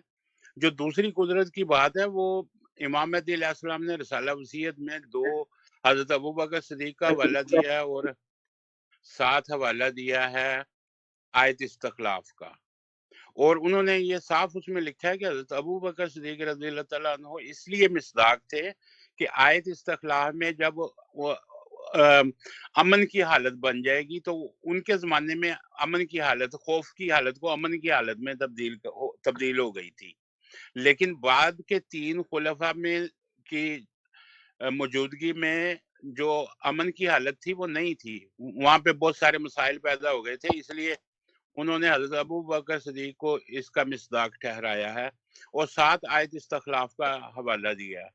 کماس سے مراد جو ہے وہ حضرت مسیح موعود علیہ السلام نے فرمایا کہ بنی اسرائیل کے جو انبیاء ان کی طرح وہ مجددین ہیں، ان کی طرح خلافت قائم کی جائے گی، ہر صدی کے سر پر ایک مجدد ہوگا۔ دوسری قدرت سے ہرگز مراد یہ نہیں ہے کہ یہ جو انہوں نے اپنی خلافت بنائی ہے، اللہ تعالیٰ ہمیشہ صاحب شریعت نبیوں سے خلافت کا وعدہ کرتا ہے، جیسے رسول پاک صلی اللہ علیہ وسلم سے قرآن میں وعدہ کیا گیا اور حضرت موسیٰ علیہ السلام سے تورات میں وعدہ کیا گیا۔ اب حضرت موسیٰ علیہ السلام سے لے کر حضرت عیسیٰ علیہ السلام تک جتنے بھی غیر تشریع نبی وہ خلیفہ مجدد آئے، کسی کی بھی خلافت نہیں تھی، کیونکہ وہ سب کے سب تورات کی تمکنت کے لیے آئے تھے۔ اسی طرح اس سلسلے میں محمدی سلسلے میں بھی مرزا غلام احمد علیہ السلام 13ویں خلیفہ ہیں رسول پاک صلی اللہ علیہ وسلم کے، اور وہ مجدد ہیں۔ تو اس سے بات تو کلیئر ہو گئی کہ وہ مجدد تھے، ان کو خدا تعالیٰ نے خاتم الخلفاء بنایا، امام مہدی بنایا، محمدی مریم کا مقام دیا، اور انہوں نے 85 بکس لکھی ہیں اپنی۔ تو ایک چھوٹا سا جملہ وہ لکھ سکتے تھے کہ میرے بعد میری خلافت ہوگی، لیکن انہوں نے یہ بات نہیں لکھی، اور اس بات کی تصدیق مرزا بشیر الدین محمود صاحب نے بھی کی 1925 میں کہ حضرت مسیح موعود علیہ السلام نے خلافت کا کوئی نظام نہیں دیا تھا، لیکن خلافت قائم کرنی ضروری تھی، جیسا کہ وہ لکھتے ہیں تفسیر کبیر جلد 6 صفحہ 390 میں کہ تم بھی اپنی خلافت کا طریقہ ایجاد کر لو، کیونکہ عیسائیوں کی خلافت 1900 سال سے محفوظ ہے۔ اب عیسائیوں نے جو پالوس نے خلافت ایجاد کی حضرت عیسیٰ علیہ السلام کے بعد 6 سال کے بعد، اور یہی خلافت ایگزیکٹ 6 سال کے بعد یہاں پر بھی ایجاد ہوئی، اور امام مہدی علیہ السلام فرماتے ہیں کہ موسوی سلسلے میں اور محمدی سلسلے میں بہت زیادہ مشابہت ہے۔ تو یہ دوسری قدرت جو ہے یہ تو ظاہر صاف ثابت ہو گیا قرآن سے کہ اللہ تعالیٰ صرف صاحب شریعت نبیوں سے خلافت کا وعدہ کرتا ہے، امام مہدی علیہ السلام کے ساتھ اللہ تعالیٰ نے کوئی خلافت کا وعدہ نہیں کیا، اور نہ ہی یہ آیت ان پر نازل ہوئی ہے۔ کئی آیتیں ان پر نازل ہوئی ہیں، جیسے اسلام کے غلبے، دین کے غلبے کی آیت ہے، وہ قرآن پاک میں 3 سورتوں میں نازل ہوئی ہے۔ میں تو اس سے یہی فہم لیتا ہوں کہ اس سے مراد یہ ہے کہ یہ 3 ادوار میں اسلام کا غلبہ ہونا ہے، کیونکہ یہ 3 جو شخصیت ہیں رسول پاک صلی اللہ علیہ وسلم، امام مہدی علیہ السلام اور مسیح ابن مریم، تو ان کے ذریعے اب جو مسیح ابن مریم ذکی غلام کا 20 فروری 1886 کا وعدہ دیا گیا، تو وہ ذکی غلام جو موسوی سلسلے میں آیا، بدبخت یہودیوں نے ان کے ساتھ بھی بہت برا سلوک کیا، اور اسی لیے اس محمدی مریم کے ذکی غلام کے ساتھ بھی وہی کچھ ہونا تھا، کیونکہ مشابہت ہے موسوی سلسلے میں اور محمدی سلسلے میں۔ تو آج دیکھیں وہی کچھ ہو رہا ہے۔ اسی لیے اس جماعت میں اللہ تعالیٰ نے اس ذکی غلام کو بھیجا، اور اس ذکی غلام کی جو دلیلیں ہیں مسیح ابن مریم کی، ان دلیلوں کو کوئی توڑ نہیں سکتا۔ سارے فنا ہو چکے ہوئے ہیں، بھاگتے ہیں۔ مسلمانوں سے یہ بات کرتے ہیں خلافتی جماعت والے، کہتے ہیں جی ہمارے ساتھ قرآن سے بات کرو، کیونکہ ہم تبلیغ کرتے ہیں، میں اور طارق چوہان صاحب کہتے ہیں ہمارے ساتھ قرآن سے بات کرو، اور جب ہم آتے ہیں تو کہتے ہیں جی رسالہ وصیت سے بات کرو، کیونکہ یہ کاجر و جماعت ہے، کاجر و جماعت ہے۔ یہ ان کی کاجروی ختم نہیں ہو سکتی۔ جو امام مہدی علیہ السلام سے اجتہادی غلطی ہوئی، انہوں نے لڑکا لکھ دیا کہ ایک وجی پاک لڑکا دیا جائے گا اور ایک ذکی غلام ملے گا، ذکی غلام کے ساتھ انہوں نے لڑکا لکھ دیا، یہ اجتہادی غلطی۔ اب جن کے دلوں میں کجی ہے قرآن کے مطابق، تو وہ تو اس بات پہ اڑ گئے، اور جو مومن ہے، جو بات سمجھ گئے خدا تعالیٰ کے مامور من اللہ کی، اس نے آ کے دلیلیں دی، مضبوط دلیلیں جن کو توڑ کوئی نہیں سکتا۔ آج یہ ختم ہو چکے ہیں، فنا ہو چکے ہیں۔ اور جیسا کہ خان صاحب فرما رہے تھے کہ قرآن سے دیکھا جائے تو ہر زمانے میں نبی مرسل جب بھی آتا ہے تو اس کے ماننے والوں کے اوپر تکلیفیں، اس کے اوپر خود کے اوپر تکلیفیں، اخراج، مقاطعہ، جیسے ابو جہل نے کیا، فرعون نے کیا، وہ ہم سب کے ساتھ بھی ہو رہا ہے آج۔ تو ہرگز یہ دوسری قدرت جو ہے وہ آیت استخلاف کے مطابق ہے، قرآن کے مطابق ہے۔ سب سے بڑی دلیل جو ہے قرآن ہے۔ امام مہدی علیہ السلام فرماتے ہیں کہ ہر قول اور ہر حدیث کے اوپر قرآن کو فوقیت دو، جو قرآن کو عزت دے گا وہ آسمان پر عزت پائے گا۔ لیکن یہ خلافتی جماعت قرآن کو چھوڑ چکی ہے۔ امام مہدی علیہ السلام کی کتابوں سے یہ بات کرنا نہیں چاہتے، کیونکہ ان کتابوں نے ان کو باندھ کے رکھ دیا ہر لحاظ سے۔ امام مہدی علیہ السلام فرماتے ہیں ہاں، یہ کہتے ہیں نہ، مطلب ہر بات میں ان کے اگینسٹ جاتے ہیں۔ جو ان کے خلیفے کہہ رہے ہیں وہ ٹھیک ہے، جو امام مہدی علیہ السلام نے فرمایا وہ غلط ہے۔ تو بات یہ ہے کہ میرے لیے تو سب سے بڑی دلیل جو ہے نا وہ قرآن ہے، کہ قرآن کیا ان کی اس کمیٹی والی خلافت کی تصدیق کر رہا ہے؟ ہرگز نہیں کر رہا۔ تو بات ہی ختم ہو جاتی ہے۔ قرآن سے پڑھ کے میرے لیے اور کوئی چیز نہیں ہے۔ شاکر شجاع آبادی صاحب کا ایک شعر ہے جو ہر زمانے کے جو مرسل آئے ہیں ان کے ماننے والوں پر وہ فٹ ہوتا ہے۔ سرائکی کا وہ شعر ہے، اتھاں جو بھوگ بھوگے ہن، اتھاں جو بھوگ بھوگے ہن، بھوگ بھوگے کہتے ہیں تکلیفیں اٹھائی ہیں، مقاطعہ برداشت کی، تکلیفیں، اخراج، سزائیں۔ اتھاں جو بھوگ بھوگے ہن، اتھاں آسمان پر، اتھاں ایندی جزا لبسی، اتھاں ایندی جزا لبسی، نبی لبسی سارے تھکیڑے لہوے سن، نبی لبسی خدا لبسی۔ جزاک اللہ۔ یہ بہت شکریہ۔ میں ایک وضاحت کر دوں، شروع کے بیان سے ممکن ہے کسی کے ذہن میں، سننے والے کے، یہاں پر تو کسی کے ذہن میں ایسی چیز نہیں آ سکتی، یہ خیال آئے کہ اکبر صاحب نے یہ جو کہا کہ مرزا صاحب علیہ السلام نے فرمایا تھا کہ ہم مدعی نبوت پر لعنت ڈالتے ہیں، وہ ایک خاص مفہوم ہے تعریف کی وجہ سے۔ بعد میں انہوں نے جو باتیں کی ہیں اس سے وضاحت ہو جاتی ہوگی کہ ان کی کیا مراد تھی۔ تو اس کے بعد میں سوال کروں گا طارق چوہان صاحب سے، اگر وہ یہاں پر موجود ہوں، کیونکہ اسکرین پہ مجھے وہ نظر نہیں آ رہے۔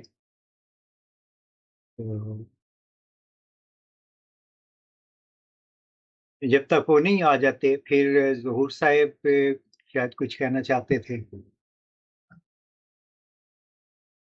طارق صاحب شاید آ گئے ہیں، تو السلام علیکم جی میں طارق حاضر صاحب حاضر ہوں، وعلیکم السلام۔ آپ سے یہ سوال ہے کہ 20 فروری 1886 کی حامی پیش گوئی میں کیا اجتہادی غلطی حضرت امام مہدی و مسیح موعود نے کی؟ کیا آپ نے اپنے ذاتی فہم کے مطابق یہ گمان کیا کہ ذکی غلام آپ کے بیٹے کی صورت میں ہوگا، جبکہ الہامات بعد ازاں واضح کر گئے کہ ایسا نہیں ہے؟ تو اس بارے میں آپ کچھ روشنی ڈالیں۔ جی اصل بات یہ ہے کہ جو پیشگوئی مسلم بھائی تھی موعود تھی، اس میں تو یہ تھا جس کو ہم اصل میں تو ذکی غلام کی پیشگوئی تھی، اس کے متعلق یہ الفاظ اس میں یہ تھا کہ تجھے بشارت ہو کہ ایک وجی اور پاک لڑکا تجھے دیا جائے گا، ایک ذکی غلام تجھے ملے گا، وہ لڑکا تیرے ہی تخم و تیری ذریت و نسل ہوگا، پاک لڑکا تمہارا مہمان آتا ہے۔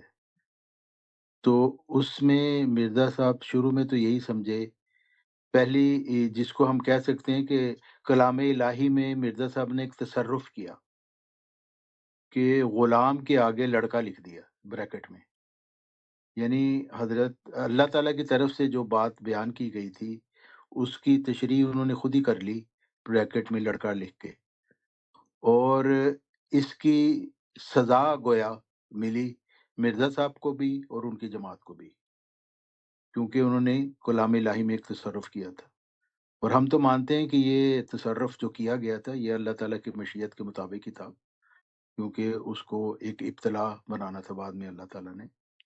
لیکن بہرحال ہم کہہ سکتے ہیں کہ جیسے ایک مثال دی جاتی نا کہ حضرت یوسف علیہ السلام جب قید میں تھے تو اس وقت انہوں نے جو خواب دیکھا تھا، جو ان کے ساتھی قیدی تھے ان کے متعلق انہوں نے جو خواب دیکھا اس کی انہوں نے تعبیر کی، ایک کے متعلق انہوں نے بتایا کہ یہ تو قتل ہو جائے گا، پھانسی ہو جائے گی اس کو، دوسرے کے متعلق بتایا کہ یہ معافی ہو کے بادشاہ کے دربار میں اس کا مطلب درباری بن جائے گا۔ تو حضرت یوسف علیہ السلام نے اس قیدی کو کہا کہ جب تمہیں یہ مل جائے نا، رہا ہونے کے بعد درباری تم بن جاؤ، تو اس وقت میری سفارش کرنا بادشاہ سے۔ تو یہ والا بھی جو تھا نا ایک تصرف کیا تھا حضرت یوسف علیہ السلام نے، کیونکہ انہوں نے ایک طرح سے وہ اس بادشاہ یا اس قیدی کو ایک ذریعہ بنا لیا، جبکہ وہ ان کو پتہ تھا کہ اللہ تعالیٰ تو سب طاقتوں کا مالک ہے، جب چاہے ان کو رہا بھی کر سکتا ہے، تو اس کی وجہ سے کئی سال ان کی قید لمبی ہو گئی۔ تو اسی طرح حضرت مرزا غلام محمد علیہ السلام نے بھی کلام الہی میں ایک تصرف کیا اور بریکٹ میں غلام کی آگے لڑکا لکھ دیا، اور یہ لڑکا لکھنا ہی ان کے لیے ایک بہت بڑا امتحان بن گیا، ابتلا بن گیا، اور ان کی جماعت کے لیے بھی ابتلا بن گیا، اور اس کے آج بھی وہ ابتلا بنا ہوا ہے کہ اگلی اصل میں استاق آ چکا ہے، لیکن وہ اسی غلطی کو جو ایک دفعہ سرزد ہوئی تھی اس کو جماعت لے کے بیٹھی ہوئی ہے۔ ایک تو یہ بات تھی، اور دوسری بات یہ تھی کہ اس میں اللہ تعالیٰ نے فرمایا تھا کہ وجی و پاک لڑکا دیا جائے گا جو مہمان کے طور پر آئے گا، وہ تیری ذریت و نسل ہوگا، اور ذکی غلام کے متعلق اللہ تعالیٰ نے نہیں فرمایا کہ وہ کون ہے، کیا ہوگا، کیسا ہوگا۔ لیکن حضرت مرزا غلام محمد علیہ السلام نے، کیونکہ وہ بھی بشر تھے، انہوں نے یہ دونوں چیزوں کو ایک ہی پیشگوئی پر محمول کر لیا کہ جو لڑکا ہے وجی و پاک لڑکا وہی ذکی غلام بھی ہے، اور اسی کے متعلق یہ بتایا گیا ہے۔ لیکن جب بشیر اول کو، جس کو انہوں نے مولود مسعود کہہ کر یہ ایک طرح کی نشان لگا دیا تھا کہ یہ وہی مولود مسعود ہے جو اس پیشگوئی کا مستحق ہے، تو وہ بہت چھوٹی عمر میں اس کی وفات ہو گئی۔ تو پھر مرزا غلام محمد علیہ السلام نے لکھا کہ اصل میں یہ پیشگوئی دو وجودوں کے متعلق تھی، ایک وہ جس نے مہمان کے طور پر آنا تھا وہ بشیر اول، اور دوسری جو پیشگوئی ہے وہ ذکی غلام کے متعلق ہے، اور اس کے متعلق اگرچہ بتایا نہیں تھا گیا، لیکن مرزا غلام محمد علیہ السلام یہی سمجھتے کہ یہ میری نسل میں سے ہوگا، میرا اپنا تخم ہوگا۔ تو یہ والی تصحیح انہوں نے اس وقت بھی نہیں کی. یہ تصحیح تو کر لی کہ ایک کی بجائے 2 لڑکوں کی ہے، 2 وجودوں کی پیش گوئی ہے، لیکن یہ تصحیح نہیں کی کہ یہ لڑکا جو میں نے لکھ دیا تھا وہ شاید میری غلطی تھی. تو اس چیز کا ان کو احساس نہیں ہوا. چنانچہ وہ یہ لڑکا ڈھونڈتے رہے. مرزا بشیر الدین محمود صاحب کی جب پیدائش ہوئی تو اس وقت بھی انہوں نے احتیاط کا پہلو لیا، کیونکہ بشیر اول کی وفات کے اوپر ایک شور و غوغا جو اٹھا تھا، جو انہوں نے کہا تھا کہ لو جی یہ لڑکا لمبی عمر پانے والا چند مہینے میں ہے کہ فوت ہو گیا، تو واہ جی واہ. اور ترا یہ کہ اس سے پہلے ایک لڑکی بھی پیدا ہوئی تھی، عصمت بی بی. تو انہوں نے کہا جی کہا تو لڑکے کا تھا، پیدا لڑکی ہو گئی ہے. اور پھر انہوں نے کہا کہ نہیں یہ تو نہیں، ابھی جب ہوگا تو وہ لڑکا ہوگا. تو وہ لڑکا پیدا ہوا، وہ بھی انہوں نے مولود مسعود اس کو کہا، وہ بھی لمبی عمر پانے والے ہوئے، چند ماہ بعد وہ بھی وفات پا گیا. پھر بہت زیادہ شور و غوغا اٹھا کہ مذاق اڑایا گیا، ٹھٹھا کیا گیا کہ واہ جی واہ یہ کیا کیسی پیش گوئی ہے کہ یہ بچے ان کے فوت ہو رہے ہیں اور یہ کہتے ہیں کہ جی بڑی لمبی عمر پانے والا ہوگا. پھر اس کے بعد مرزا محمود صاحب کی پیدائش پر حضرت مسیح مرزا غلام محمد علیہ السلام نے پھر احتیاط کا پہلو لیا. انہوں نے کہا جب ہم مجھ پر انکشاف ہوگا کہ یہی مسلم موعود ہے پھر میں اعلان کروں گا، فی الحال تفاول کے طور پر، نیک شگون کے طور پر میں اس کا نام محمود رکھ دیتا ہوں، لیکن جب انکشاف ہوگا تو پھر اس کے متعلق بتایا جائے گا. تو پھر یہ ہم دیکھتے ہیں کہ وہ انکشاف تو کبھی بھی نہیں ہوا. یہ مرزا صاحب کو بلکہ تقریباً 10 سال جب 3 بچے ان کے پیدا ہو چکے تھے تو اس وقت لوگ ان کو کہتے تھے کہ جی آپ کا کون سا بیٹا، تو وہ کہتے ہیں کہ میرا جو اگر کوئی میرے کسی بیٹے کو کہے گا تو اس کو لازم ہے کہ وہ الہام پیش کرے، ورنہ اس پر کھانا حرام ہے اور جھوٹوں والی لعنت ہے. تو مرزا محمود صاحب کو انہوں نے اجتہادی طور پہ بھی غلطی کے طور پر نہیں کہا. پھر اس کے بعد ہم دیکھتے ہیں کہ مرزا مبارک احمد جو ان کا چوتھا بیٹا تھا، اس کی جب پیدائش ہونے لگی تو اس وقت انہوں نے کہہ دیا کہ یہ 20 فروری 1886 کی پیشگوئی کے مطابق ہے. تو اور باقاعدہ اس کو ثابت کیا کہ بشیر اول کے وقت میں نے جو کہا تھا تو اس وقت تو پہلے 3 موجود نہیں تھے جو 4 کرنے والا ہوتا، تو اس وقت میرے 3 بیٹے موجود ہیں، اور چوتھے کی جو خوشخبری تھی وہ مرزا مبارک احمد سے پوری ہو گئی ہے کیونکہ یہ 3 کو 4 کرنے والا ہے. لیکن وہ بھی پھر 7-8 سال بعد اس کی بھی وفات ہو گئی. تو پھر اللہ تعالیٰ کی طرف سے ان کو الہام ہوا کہ تمہیں ینزل و منزل المبارک، تمہیں ایک مبارک کا مستاق اس کا دیا جائے گا، اس کا نب البدل. تو اس طریقے سے وہ پیش گوئی مرزا صاحب کی اپنی اولاد سے نکل کر آگے چلی گئی. جی ڈاکٹر صاحب میں آپ سے ایک اور سوال کرنا چاہتا ہوں. ہم دیکھتے ہیں کہ رسول کریم صلی اللہ علیہ وآلہ وسلم پر مثلاً انہیں ایک رومال پر حضرت عائشہ رضی اللہ تعالیٰ عنہ کی تصویر دکھائی گئی، تو آپ نے وہاں پر فرمایا تھا کہ اگر اس عائشہ سے مراد یہی ہے، یعنی ابو بکر رضی اللہ تعالیٰ عنہ کی بیٹی، تو یہ ملے گی، اگر اس سے مراد کوئی اور ہے تو پھر وہ ہوگی. یعنی انہوں نے اس چیز کو کوئی واضح ڈیفینیٹ کر کے نہیں کہا تھا یہی ہوگی، بلکہ اس معاملے کو اللہ پہ چھوڑ دیا. دوسری طرف ہم یہ بھی دیکھتے ہیں کہ خود مرزا صاحب علیہ السلام نے یہی کہا تھا کہ پیش گوئی تو ایک حاملہ عورت کی طرح ہوتی ہے، اس کی اصل حقیقت کو خدا پہ چھوڑ دینا چاہیے. یہ خود انہوں نے بیان کیا. لیکن جب اس پیش گوئی کو ہم دیکھتے ہیں تو یہاں پر آ کے ہم دیکھتے ہیں کہ وہ بالکل یعنی ذہن میں یہ کامل یقین رکھ کر بات کر رہے ہیں کہ وہ میری اولاد میں سے ہوگا. تو آپ اس کو کیسے دیکھتے ہیں؟ جی یعنی یہ یہ بالکل آپ نے درست کہا کہ حیرانی کی بات ہے کہ مرزا صاحب خود تو یہ ہمیں یہ تعلیم دے رہے ہیں کہ اجتہادی غلطی تو نبیوں سے ہوتی ہے، اور اس میں کوئی بھی ایسا نہیں ہے جو اس سے مبرہ ہو۔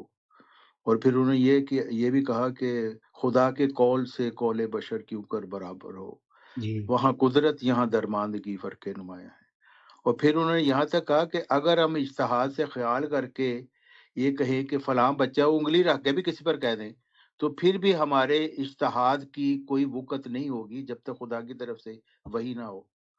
تو یہ بھی انہوں نے کہا ہوا کہ اجتہاد نبیوں سے ہوتا ہے اس وجہ سے کہ کہیں بشر خدا نہ ہو جائے۔ اور انہوں نے مثال یہ دی کہ ایک حکیم ہزاروں کا علاج کرتا ہے، 3-4 اس میں سے مر بھی جاتے ہیں تو اس سے اس کی حکمت پر داغ نہیں آتا۔ اسی طرح اجتہادی غلطی ہونے سے نبی کی صداقت پر داغ نہیں آتا۔ لیکن یہ جو بات ہے کہ انہوں نے اس کو مطلب معین کر دیا کہ یہ ضرور میرا جسمانی بیٹا ہی ہے۔ اس کے متعلق چونکہ ہم نے لٹریچر میں کچھ پڑھا نہیں ہے کہ جہاں مرزا صاحب نے خود بتایا ہو ایسا، لیکن ہم خیال کر سکتے ہیں کہ کیونکہ قرآن مجید میں جب ذکی غلام کی بشارت دی گئی تو وہاں ہمیشہ صلبی بیٹا ہی رہا ہے۔ تو میرا خیال ہے کہ وہی ان کے چیز ذہن میں ہوگی کہ جب یہاں پہ مجھے بشارت دی جا رہی ہے کہ ذکی غلام کی، تو ضرور یہ میرا کوئی جسمانی بیٹا ہی ہے۔ لیکن بہرحال اللہ تعالیٰ کے تو مرضی ہے، جو جیسا وہ چاہتا ہے وہ کرتا ہے، اور حالات کو وہ بہتر جانتا ہے، اور کیا بہتر ہے انسانوں کے لیے وہ اس چیز کو بہتر جانتا ہے۔ تو جب مرزا صاحب کو یہ پیشگوئی دی گئی ذکی غلام کی، تو وہاں اللہ تعالیٰ کا یہ مقصد تھا کہ یہ ان کی روحانی ذریت میں سے ہوگا، جسمانی ذریت میں سے نہیں۔ لیکن مرزا صاحب کے سامنے چونکہ قرآن مجید کی وہ مثالیں موجود تھیں، اس لیے ہم زیادہ ان کے اوپر تنقید نہیں کر سکتے مرزا صاحب پہ کہ انہوں نے ایسا کیوں سمجھ لیا، کیونکہ یہ ایک بشری تقاضا تھا، اللہ تعالیٰ کی طرف سے ابتلا مقدر تھا، تو اس وجہ سے ایسا ہوا کہ انہوں نے اس کو معین طور پر سمجھ لیا۔ بلکہ ان کے بیٹے مرتے بھی رہے تو پھر بھی وہ اسی چیز پر بضد رہے کہ یہ ضرور میرا کوئی جسمانی بیٹا ہے۔ اور یہاں تک کہ جب مرزا مبارک کی بھی وفات ہو گئی تو پھر خدا تعالیٰ کی طرف سے ان پر یہ کھول دیا گیا کہ یہ آپ کا جسمانی بیٹا نہیں بلکہ روحانی ذریت میں سے ہے۔ اگرچہ مرزا صاحب نے اس کو ایسے بیان نہیں کیا، لیکن انہوں نے یہ بتا دیا اپنے الہام سے کہ ینزل و منزل المبارک سے یہی مراد ہے کہ مبارک کا کوئی نعم البدل دیا جائے گا، اور ظاہر ہے کہ وہ پھر روحانی ضروریت میں سے ہونا تھا، کیونکہ اس کے بعد تو مرزا صاحب کے ہاں کوئی جسمانی اولاد نہیں ہوئی۔ جی بہت شکریہ۔ میں تھوڑا سا اس میں اضافہ کرنا چاہتا ہوں اور آپ کا ویو پوائنٹ بھی لینا چاہوں گا۔ یوں لگتا ہے جیسے اس معاملے میں اللہ تعالیٰ نے اس چیز کو پوشیدہ رکھا، اس کی تقدیر یہی تھی کہ یہ چیز پوشیدہ رہے اور اپنے وقت پر ظاہر ہو، اور ایک امتحان جس میں سے اس جماعت نے گزرنا تھا وہ سامنے آئے، اس کی غلطیاں سامنے آئیں، تاکہ آئندہ آنے والے وقت میں جب اس موعود وجود کا ظہور ہوگا تو یہ ساری غلطیوں کا جو ایک انبار لگ گیا ہے اس وجہ سے وہ بے نقاب ہو جائے۔ تو کیا آپ میری اس رائے سے متفق ہیں یا مختلف رائے ہیں؟ نہیں، بالکل ایسے ہی ہے، بلکہ عام طور پہ اعتراض کیا جاتا ہے جماعت والوں کی طرف سے بھی اور غیر جماعت لوگوں سے بھی کہ اگر مرزا صاحب پر یہ بات کھل گئی تھی کہ یہ ان کا جسمانی بیٹا نہیں ہے، تو پھر انہوں نے کیوں نہیں بتایا اپنی جماعت کو، اپنے پیروکاروں کے لیے آسانی پیدا کر دیتے اور بتا دیتے۔ تو یہ والا جو اعتراض بھی ہے نا، یہ بھی اللہ تعالیٰ کی قدرتوں کو اور مذہبی تاریخ سے نابلد ہونے کی وجہ سے ہے، کیونکہ خدا تعالیٰ کا جو طریق ہے وہ ایسے ہی ہے کہ وہ اخفاء کو پسند کرتا ہے، کیونکہ اگر ہر چیز کھول کر بتا دی جائے تو پھر جزا اور سزا ختم ہو جاتی ہے، پھر تو ظاہر ہے کہ پھر کوئی اس کا انکار نہیں کر سکتا۔ لیکن اللہ تعالیٰ یہی فرماتا ہے کہ اولو الالباب جو ہیں نا ان کے لیے نشانیاں ہیں، تو جو غور و فکر نہیں کرتے وہ پھر انہی باتوں کے اوپر پڑے رہتے ہیں کہ جی یہ کیوں نہیں ہوا، وہ ڈیٹیلز کے اوپر جاتے ہیں اور اپنے ذہن میں ایک خیال کر لیتے ہیں کہ یہ پیش گوئی اس طریقے سے پوری ہوگی، اور جب وہ نہیں ہوتی پوری تو کئی ملحدین ہو جاتے ہیں کہ خدا ہے ہی نہیں ہے، تو یہ پیش گوئی بھی کی اور پوری بھی کوئی نہیں ہوئی، اور یہاں تک کہ وہ بندے کی وفات بھی ہو گئی ملہم من اللہ کی، تو پھر بھی نہیں ہوئی. تو ایسے لوگوں کو پھر ظاہر ایمان جاتا رہتا ہے. تو اصل بات یہی ہے کہ مرزا صاحب نے خود بھی اس میں فرمایا ہوا ہے کہ بعض اوقات ایسا ہوتا ہے کہ جو مرسل ہوتا ہے اللہ تعالیٰ کا، اس سے کوئی غلطی ہوتی ہے، تو اگر اس کا ایمانیات سے تعلق ہوتا ہے تو وہ غلطی ہمیشہ اللہ تعالیٰ سدھار دیتا ہے، کیونکہ اگر وہ نہ سدھارے تو پھر جو اس مرسل کی قوم ہے، ان کے ماننے والے ہیں، ان میں پھر غلطی راسخ ہو جائے گی. لیکن بعض باتیں ایسی ہوتی ہیں جن میں ایک ابتلا ہوتا ہے، تو اس سے بعض اوقات ملہمین کو اطلاع تو دے دی جاتی ہے، لیکن انہیں منع کر دیا جاتا ہے کہ اس کو آپ نے لوگوں کو نہیں بتانا، اخفا رکھنے کے لیے کہا جاتا ہے. تو یہ جو پیش گوئی مسلم موعود ذکی غلام کی جو پیش گوئی ہے، یہ بھی ایسی ہی پیش گوئی ہے کہ ورنہ تو ہم اگر دیکھیں تو باتیں بہت ساری ظاہر ہو جاتی ہیں. ظاہر ہے کہ جب مرزا مبارک صاحب کو انہوں نے کہا کہ یہ پیش گوئی مسلم موعود کا مصداق ہے، اور 8 سال بعد ان کی وفات ہو گئی، اور اس کے بعد پھر کوئی ان کے بچہ بھی پیدا نہیں ہوا، نریلا اولاد، تو اس سے ظاہر ہو جاتا ہے کہ خدا تعالیٰ نے ان کو بتا دیا تھا کہ یہ تمہارا جسمانی لڑکا نہیں ہے جس کی پیش گوئی ہے، بلکہ یہ کوئی روحانی ضروریت ہے. لیکن جو سمجھنے والے ہیں، جو اولو الالباب ہیں، ہم تو نہیں تھے اولو الالباب، ہم تو اسی چکر میں پڑے ہوئے تھے جیسا کہ ہمیں دھوکہ دیا گیا تھا. لیکن حضرت عبدالغفار جنبا صاحب وہ تو خود بھی اولو الالباب نہیں تھے، جیسا کہ وہ خود کہتے مجھے تو کچھ نہیں تھا پتا، پر خدا تعالیٰ کی طرف سے ان کو یہ علم دیا گیا جس کا ان کو خود بھی کچھ نہیں تھا پتا. ان کو وہ علم دیا گیا اللہ تعالیٰ کی طرف سے، اور وہ علم جب ہمیں پتہ چلا تو ہمیں سمجھ آ گئی بات کہ ہاں یہ بات اصل ایسے ہی تھی.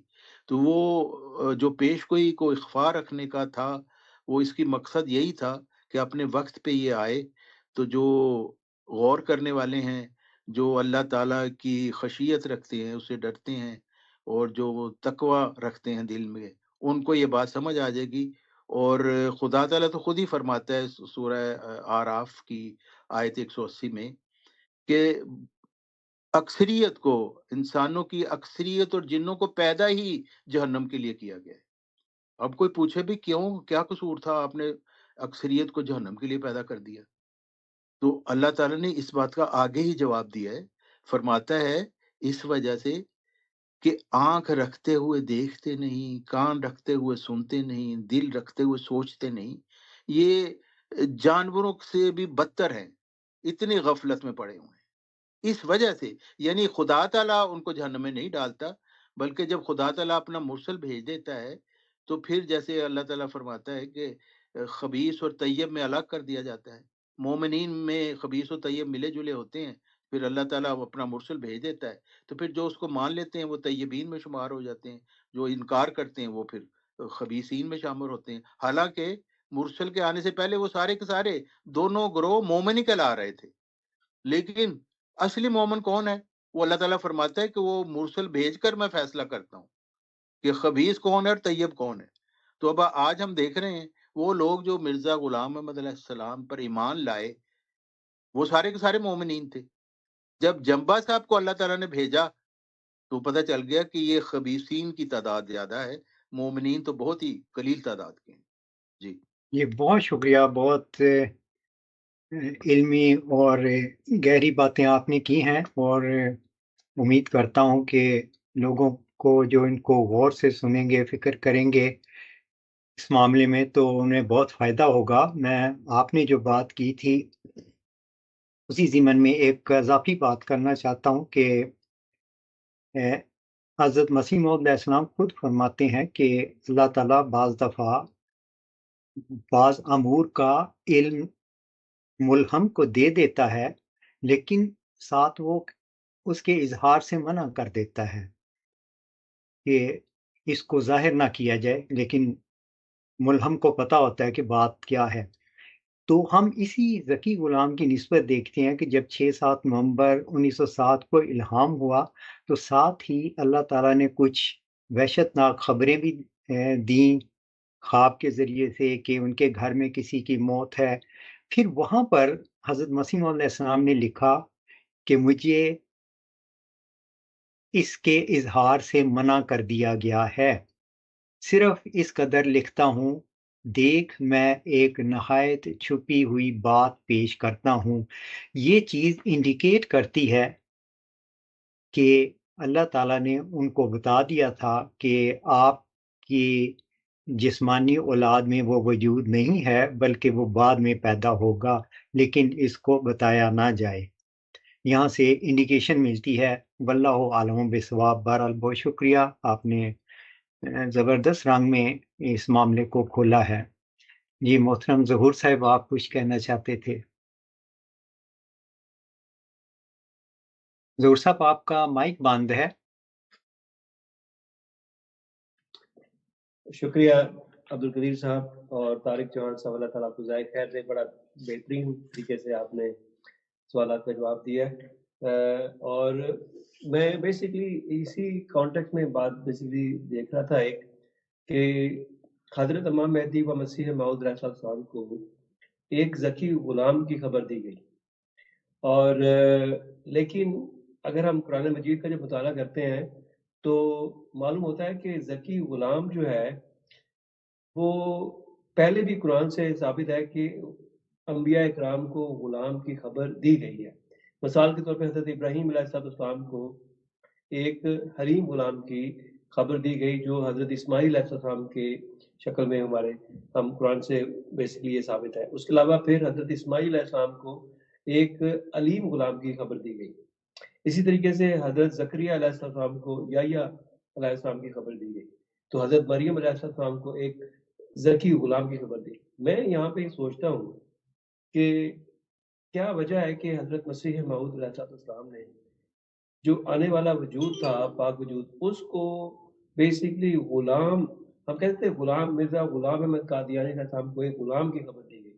جیسے قرآن سے ثابت ہے کہ وہ غلام کو اللہ تعالیٰ نے رسول بنایا، اس کو بڑا اعلیٰ مرتبہ اس کو بیسکلی بخشا۔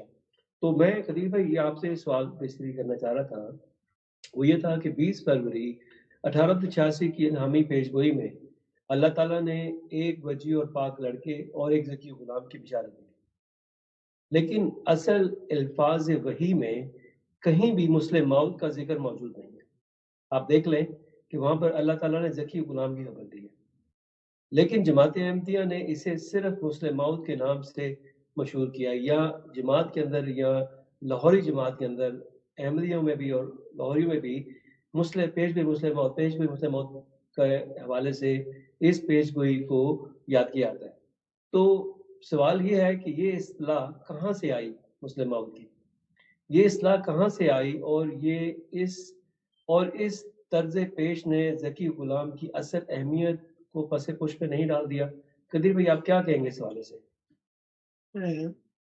ظہور صاحب، میں آپ کو ایک ایسے انداز میں جواب دیتا ہوں جو شاید پہلے کبھی اس طرح پیش نہ کیا گیا ہو، اور اللہ کرے کہ یہ بہتوں کے لیے فائدہ مند ہو اور ہدایت کا موجب ہو۔ آپ یہ دیکھیں کہ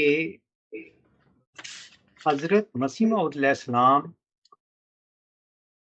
چلہ کشی کرنے گئے تھے تو اس کی ایک وجہ تھی، کیونکہ جب وہ براہین احمدیہ ختم کر چکے تھے 1884 میں، تو آپ اس کے آخری صفحہ پہ دیکھیں، انہوں نے ایک ہیڈنگ لگائی ہے، ہم اور ہماری کتاب، جس میں آپ لکھتے ہیں کہ یہ عاجز ابن عمران کی طرح اپنے خیالات کی تاریکی میں سفر کر رہا تھا کہ اچانک غیب سے ان الموجود کی آواز آئی اور اس عاجز کو ایک ایسے عالم کی خبر دی جس کی اس عاجز کو اس سے پہلے خبر نہ تھی۔ یہ ایک بہت بڑا انقلاب ہے مرزا صاحب کی زندگی میں۔ اللہ تعالیٰ نے ان کو ایک نئی دنیا کا پتہ دیا۔ آپ دیکھیں اس کے بعد مرزا صاحب نے نشان نمائی دراصل یہاں سے شروع ہو چکی تھی۔ انہوں نے خطوط لکھے ساری دنیا کو کہ بھئی میرے ساتھ نشان نمائی کا مقابلہ کرو، اور اسی ضمن میں بات مختصر کرنے کے لیے کہہ رہا ہوں کہ آپ چلہ کشی کے لیے تشریف لے گئے۔ بنیاد کیا تھی چلہ کشی کی؟ بنیاد یہ تھی کہ اسلام اور بانی اسلام کی صداقت کا نشان مانگا جائے۔ یہ ذہن میں رکھیں، یہ بہت بڑی بات ہے جو مانگی جا رہی ہے، اسلام اور بانی اسلام کی صداقت کا نشان۔ اچھا، مرزا صاحب علیہ السلام جو یہ دعا کر رہے تھے اس نشان کے لیے، وہ اس نشان کو سمجھتے تھے کہ کتنا عظیم نشان مانگا جا رہا ہے۔ اچھا، اللہ تعالیٰ نے یہ پیش گوئی کر دی۔ اب آپ کی بات کی طرف میں آتا ہوں کہ جب یہ پیش گوئی مل گئی تو مرزا صاحب علیہ السلام اچھی طرح جانتے تھے کہ میں نے نشان مانگا ہے بانی اسلام اور اسلام کی صداقت کا، تو اس بنیاد پر وہ یہ سمجھتے تھے، کیونکہ پیش گوئی کے الفاظ اور دیگر الہامات پڑھ کے دیکھیں کہ یہ ایک عظیم مسلح دنیا میں آنے والا ہے، یعنی وہ سمجھ تو اپنا بیٹا ہی رہے تھے، لیکن جو بھی آنا تھا، بیٹا ہو یا روحانی بیٹا ہو، جس نے بھی آنا ہے اس نے بہت عظیم اصلاح کرنی ہے۔ اس بنیاد پر انہوں نے اس بیٹے کو یا اس وجود کو مسلم موعود کہا تھا، ایک بہت بڑا اصلاح کرنے والا۔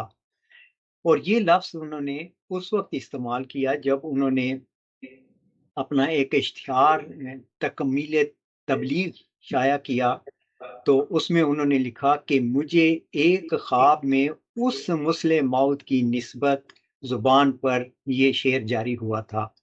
آگے وہ فارسی کا شعر ہے، یعنی اس وقت یہاں پر انہوں نے اس عظیم وجود کو مسلم موعود کہا۔ اب آپ کی دوسری بات یہ تھی کہ جماعت نے مسلم موعود ٹرمینالوجی استعمال کی، یہ ایک الگ ایشو ہے، میرا خیال ہے اس کی اتنی اہمیت نہیں، وہ دانستہ انہوں نے کی تاکہ شاید اللہ کے حضور ہم بچ جائیں۔ جی ہم نے تو وہ دعویٰ ہی نہیں کیا جس کی تو نے خبر دی تھی، یعنی ذکی غلام کی، ہم نے تو مسلم موعود کا دعویٰ کیا تھا، وہ تو کوئی چیز ہی کوئی نہیں۔ یہ ایک فریب کاری ہے، میں اس طرف نہیں جاتا۔ میں صرف ایک مثال آپ کو دیتا ہوں کہ دیکھیں یہ جو وجود جس کے بارے میں مرزا صاحب علیہ السلام نے مسلم موعود کا لفظ استعمال کیا تھا، آپ دیکھیں اصل جڑ ساری روحانیت کی کس بات پہ ہے؟ اس بات پہ ہے کہ اس کائنات کا ایک خالق ہے جو اپنی مخلوق یعنی انسان اس میں سے جس پر چاہتا ہے اپنا فضل کرتا ہے، یعنی وحی و الہام سے اس کو فیض یاب کرتا ہے، ہدایت دیتا ہے۔ یہ ساری روحانیت کی جڑ ہے جو حضرت آدم سے لے کر اب تک چلی آ رہی ہے اور چلتی رہے گی۔ اس جڑ کو دیکھیں، یہ توحید تھی جس کے لیے رسول کی صلی اللہ علیہ وسلم نے ساری زندگی اپنی کوشش کی۔ اس توحید کو بیسیکلی انتہائی فریب کاری سے مرزا صاحب کی جماعت کے ٹھیکیداروں نے بالکل ختم کر دیا۔ آپ اگر اس کو تصور میں لائیں کہ جب یہ کہتی ہیں خلافت تا قیامت، یعنی وہ بند کمرے کے اندر چند اپنے پسندیدہ بندوں کو اکٹھا کر کے قیامت تک ہم جو بھی لیڈر بنائیں گے اس کے بارے میں یہ فتویٰ دے دیں گے کہ یہ خدا کا بنایا ہوا ہے، تو آپ ساری روحانیت کو کاٹ دیتے ہیں کہ اللہ کا آپ نے کوئی رستہ ہی نہیں چھوڑا۔ تو جس توحید کی خاطر رسول کی صلی اللہ علیہ وسلم نے اور سارے انبیاء نے کوشش کی، اس کو تو اس خلافت نے ختم کر دیا۔ تو آپ اس بندے کا جس نے آ کر یہ توحید کو دوبارہ سے قائم کرنا اور سچائی کو سامنے لانا، یہ اس کا بہت بڑا مشن ہے، تو اس کو مسلم موعود کہنا حضرت مسیح علیہ السلام کا بالکل ٹھیک ہے، لیکن اللہ تعالیٰ نے بہرحال اس کو ذکی غلام کہا تھا۔ تو مختصر سا یہی جواب ہے، ورنہ تو بات طویل ہو جائے گی۔ ٹھیک ہے، جزاک اللہ قدیر بھائی، آپ اللہ تعالیٰ کو ضائع کہتے ہیں۔ تو کیا سمجھتے ہیں کہ پروگرامز کافی لمبا ہو گیا اس وقت ہمارا، اور اس کو وائنڈ اپ کیا جائے یا ابھی کچھ اور دیر؟ جی، میں تمام دوست جو یہاں موجود ہیں ان سے گزارش کرتا ہوں اگر کسی نے کچھ مختصر کنٹریبیوشن کرنی ہو تو موسٹ ویلکم، وہاں پر اس وقت اپنا وہ اظہار خیال کر سکتے ہیں۔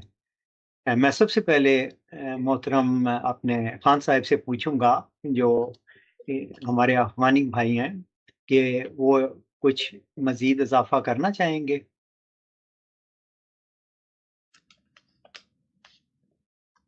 ان کا مائک آف ہے، شاید وہ بول رہے ہوں تو ان نہیں کی آواز.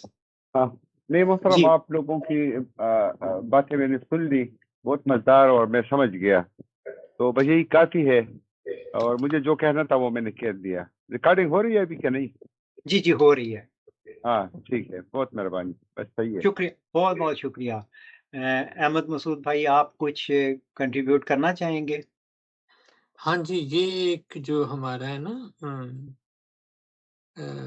انوار الاسلام کا ہے نقطہ لطیف جو ہے، جو امام مہدی علیہ السلام نے پیش کیا ہے، اس کے اندر یہ سارا آپ جو دلیل کا گراؤنڈ بناتے بناتے آپ نے اینڈ میں جو کنکلوژن کیا ہے نا، وہ آپ فرماتے ہیں کیونکہ بدیہات کا ماننا ثواب کا بموجب نہیں ہو سکتا۔ جو obvious چیزیں ہیں ان کے اوپر ایمان لانا جو ہے نا، وہ ایمان کا اس سے ایمان نہیں پیدا ہوتا۔ غائب سے حاضر، غائب کے اوپر ایمان لانا ضروری ہوتا ہے۔ تو جی یہ اتنا لطیف ہے، یہ نقطہ اتنا عمدہ ہے، جس کو جتنی بار بھی پڑھا جائے نا، یہ مضمون کو کھولتا جاتا ہے، اور بہت نفیس ہے یہ۔ اور اس کے اندر آپ نے ساری بات وہ بتائی ہے کہ کس طریقے سے اللہ کی یہ قدیم سے سنت ہے کہ وہ ایک دو حصوں میں تبدیل کر دیتا ہے، اور جو آب زلال جو ہے وہ کتنا نایاب ہوتا ہے اور کتنا قیمتی ہوتا ہے، اور وہ چند مٹھی بھر لوگ جو ہیں وہ پھر آگے اس حق اور صداقت کو پہنچاتے ہیں۔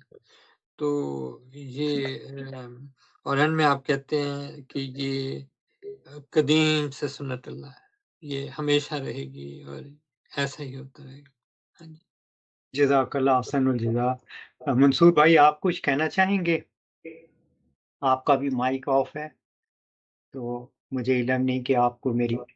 جی جی جی شکریہ، بہت بہت شکریہ. نہیں میں اور تو کچھ ایسا میرا نہیں کرنا. جزاک اللہ.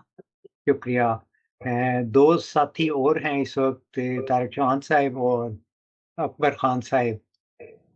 اگر آپ کچھ آخری جی اضافی میں یہ کہنا کلمات چاہوں گا، کہنا. طارق جوہان صاحب نے کہا تھا کہ احمدی اور غیر احمدی بھی کہتے ہیں کہ اگر مرزا صاحب کو پتہ چل گیا تھا تو پھر انہوں نے وضاحت کیوں نہیں کر دی؟